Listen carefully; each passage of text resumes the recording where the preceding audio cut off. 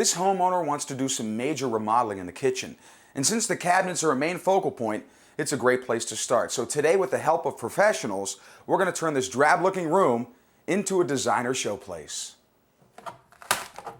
Using a pry bar now to remove this laminate that extends down into the countertops. Step number one is to prep the area, remove everything like the kitchen sink, all the appliances. And joining me today is a real expert, John Welborn with Welborn Cabinets. Good to see you, John. Good to be here, Glenn. Now, John, your family's been in this business for a long time. Yes, correct. My grandfather started in the 1950s as a home builder, and slowly we evolved into manufacturing kitchen cabinets. Been doing it ever since. We're unscrewing these cabinets to take them out. It takes a lot of manpower to do it, thus we've got a crew helping out.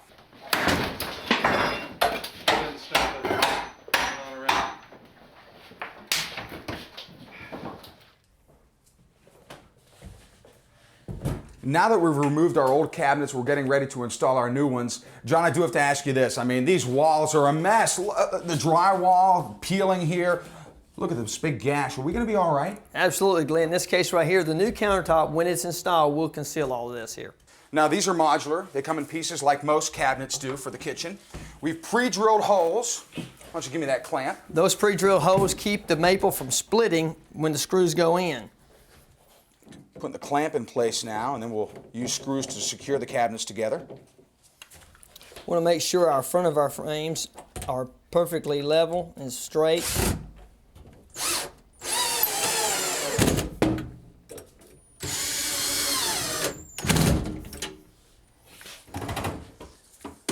As we put our cabinets together one by one, building out from our corner, we also have to secure them against the studs here in the wall.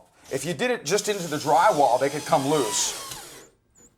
Our cabinets are into place up to where the oven will go right here. Around the sink, the crew has already put this in place for the most part. This nice open cabinet really looks good, nice detail there. But the problem, John, it's a little off level right now, the floor is, so we're gonna have to use some shims. Exactly. Make sure that the countertop installation is not gonna give us any trouble when it goes in. We gotta make sure everything is perfectly level at this point in time. Okay, let me get the level up here. So we're gonna take these tapered pieces of wood here, shims, wood shims, and we're gonna apply them underneath the open display cabinet and slowly tap them in until it level. A little bit more. All right.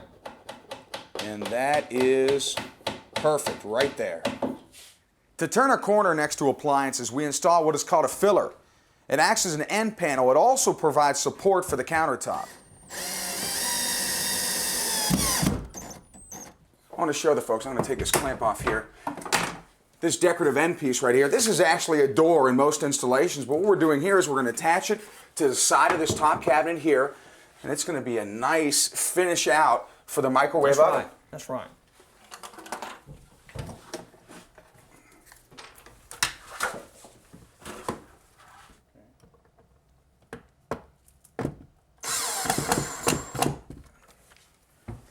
Next, we're getting the china hutch together down on the floor first. You have to put it together before you put it up on the wall. It comes in 5 separate pieces, and they are separate. You can see right here, we got the open display end there, little spice rack here, and they all come together nicely. John, why is it important to pre-assemble it before you put it up on the wall? It's best to put them all together in one piece, make sure everything is adjusted right, all your heights are correct, everything's tight together. When you put all your face frames together here, make sure everything's really snug. It's now a 3-man job, not a 2-man job, putting these cabinets up. This hutch is very heavy. We have Craig Campbell here with North Texas Cabinets. He's helping out. Now, John, this is the heaviest piece by far that we've put in. It is. Are we going to be okay attaching it to the studs like we've been doing the other cabinets? Same way, that'll be just fine.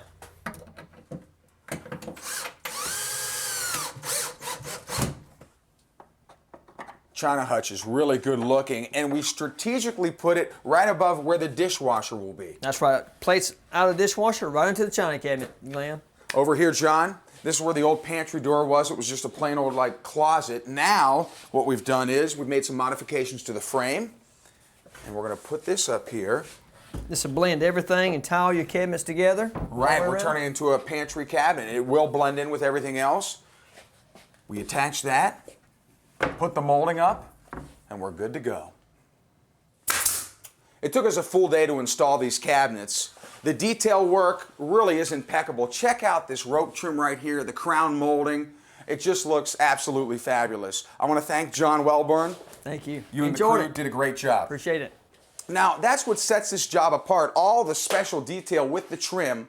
The cost in this installation was about $9,000, and that does include the labor. So now once the homeowner puts the backsplash in, the countertops, this kitchen will be the envy of the neighborhood.